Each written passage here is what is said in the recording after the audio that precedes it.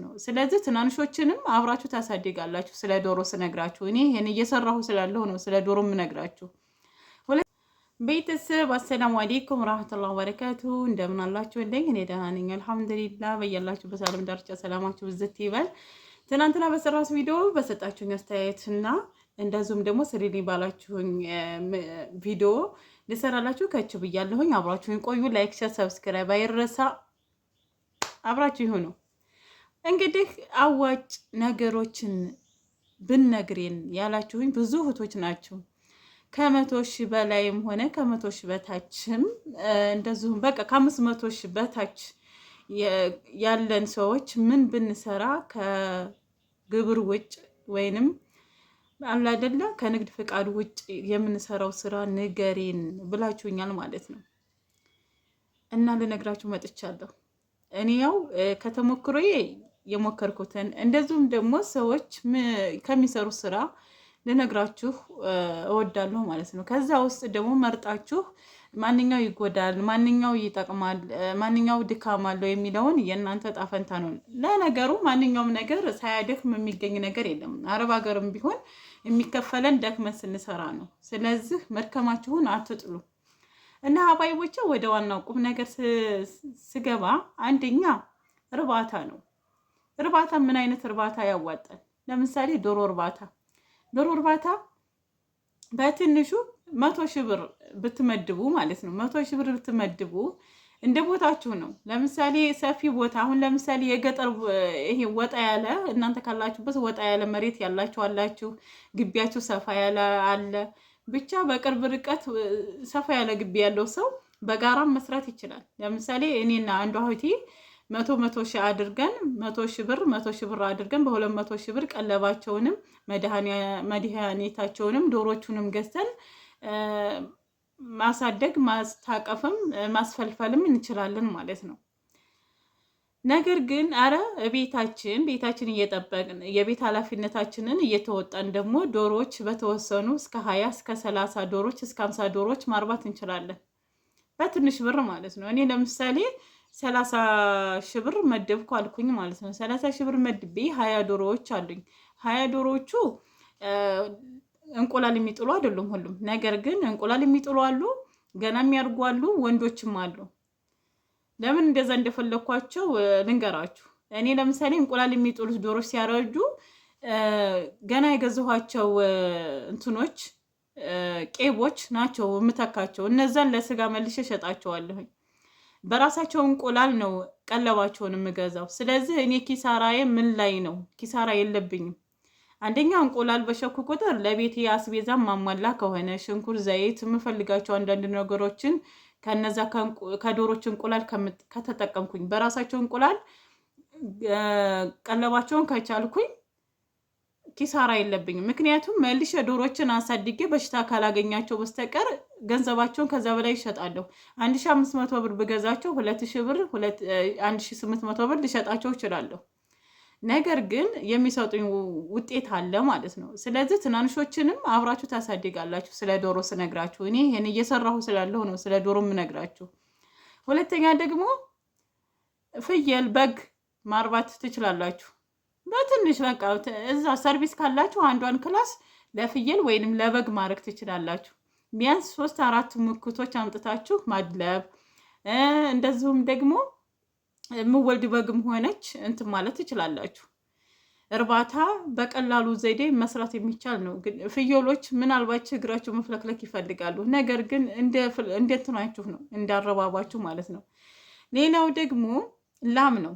ላም የፈረንጅ ላሞች ያዋጣሉ። አንድ ላም ከ1,500 እስከ 3,000 እስከ 300,000 ከ1,500 እስከ 300,000 ትሸጣለች። ቀለባ የ200,000 ብር ብታቀርቡላት በ200,000 ብር እሷን ገዛችሁ ብል 400,000 ብር ማለት ነው። ከዛ እሷን መንከባከብ ነው። ከወለደች አመታት ሁሉ ትታለባለች። እናንተ ብቻ በደንብ አድርጋችሁ ማብላት ነው። እሷ ደግሞ ትርፋማ ነች ማለት ነው። ዋናውን ነገር እናንተ እንክብካቤ፣ ማንኛውም ነገር ውጤት ለማግኘት መንከባከብ አለባችሁ። ሌላው እንግዲህ ብዙ ነገሮች አሉ። ለምሳሌ እኔ ያልሰራሁትም እንጂ ካርድ ማተም፣ የቴሌ ካርድና ሌሎች ካርዶች አትሞ ለባለሱቆች ማከፋፈል፣ ለደንበኛ ማከፋፈል ይቻላል። እንደዚሁም ደግሞ ኦንላይን ስራ መስራትም ይቻላል። ለምሳሌ ዩቱብ በቀላሉ ምንም ብዙ ወጪ አይጠይቃችሁም፣ ጊዜ ነው የሚጠይቃችሁ እና ያው ለካርድ እንደምትሞሉስ ዋይፋይ ያስፈልጋችኋል። ጠንካራ መሆን ያስፈልጋችኋል። ጠንካራ ካልሆናችሁ መስራት አትችሉም፣ ማንኛውም ስራ ቢሆን ማለት ነው። እና ዩቱብም ጠቃሚ ነው። አንደኛ ኦንላይን ስራ መስራት ይቻላል። እኔ ለምሳሌ የሆኑ እቃዎች አንድ ክላስ ላይ አምጥቼ እያስተዋወቅኩኝ ኦንላይን መሸጥ እችላለሁ፣ ትዕዛዝ መታዘዝ እችላለሁ፣ ብዙ ነገር መስራት እችላለሁ። እና ሀባይብ እንግዲህ ብዙ የሚሰሩ ስራዎች አሉ እና ጠንካራ ከሆን አሁን እኔ እየሰራው ስላላደለ እንጂ ዩቱብም እየሰራው ስለሆነ እየሰራው ስላላደለ እንጂ ባልትና እየሰራችሁ ማስረከብ ባልትና ለምሳሌ ቅመማ ቅመም እንትን ትላላችሁ፣ ሽሮና በርበሬ አዘጋጅታችሁ ማስረከብ ትችላላችሁ። ብዙ ነገር የሚሰራል። ለነገሩ ዝቅ ብላችሁ ከሰራችሁ የማይሰራ ነገር የለም። ሱቅ ብትሉ ገና በከፈታችሁ ወር ሳይሞላችሁ ነው ንግድ ፍቃድ አውጡ ተብላችሁ የሚመጡላችሁ። ያው ነገ እያላችሁ 3 ወር 4 ወር ትሸውዳላችሁ። የሆነ ሰዓት ግን መተው ሊያሽጉባችሁ ስለሆነ ሂዳችሁ ግዴታችሁን ንግድ ፍቃድ ታወጣላችሁ።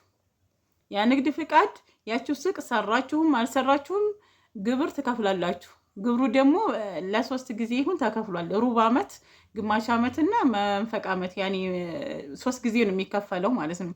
በየ3 ጊዜው ምን ያህል እንደሚመጣ አላሁ ያዕለም።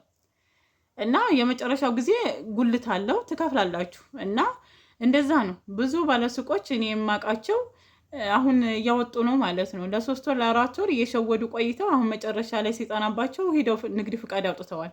እና ሱቅ ያው ቤታችሁ ግዴታ ቤታችሁ ሲሆን ብሰራውም ምንም ብለውም ብላችሁ ትሰራላችሁ።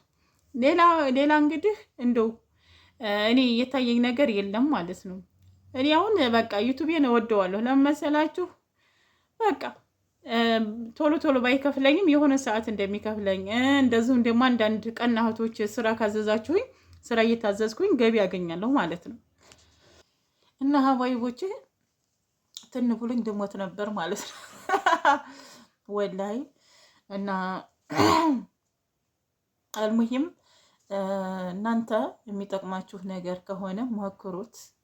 ዶሮ እርባታ፣ እንስሳ እርባታ፣ ማንኛውም ነገር እንደዚሁም ደግሞ የሆነ እቃ አምጥቶ ማስረከብ፣ ብቻ ብዙ ነገሮች ይሰራሉ ማለት ነው።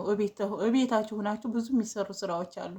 ግን ጥንካሬ ይፈልጋል። አላህ ያጠንክረን ያጠንክራችሁ። እኔ አሁን ካርድ ማሽኗን እገዛለሁ ብያለሁኝ። ያው ኮርስ ያስፈልጋታል የሆነ ስላችሁ እኔ አሁን ትምህርት ተምሬያለሁ ብልም እንደዚህ አልጨረስኩም እና እውቀቱ ብዙም የለኝም እና ግዴታ እውቀት ያስፈልጋል። የሆነ ነገር እንስራ ስትሉ በእውቀት ሲሆን ደስ ይላል እና ለዛ ነው እንጂ አሁን የማስረክብበት ቦታ አላጣም። 3-4 ሱቆች አስረክባለሁ ለምሳሌ ማለት ነው። ቢያንስ ከነዛች 1000 ብር እንኳን ባገኝ ራሱ በሆነ ሰዓት በቃ ለሆነ ነገር ይሆነኛል እና ስራ ይናቅምና ሌሎች ደግሞ የቢዝነስ አይዲያዎች ካሉ እጠቁማችኋለሁኝ ማለት ነው። ሀባይቦቼ ላይክ፣ ሸር፣ ሰብስክራይብ አይረሳ። በያላችሁ በሰላማችሁ ብዘት ይበል። አሰላሙ አለይኩም ወራህመቱላሂ ወበረካቱሁ።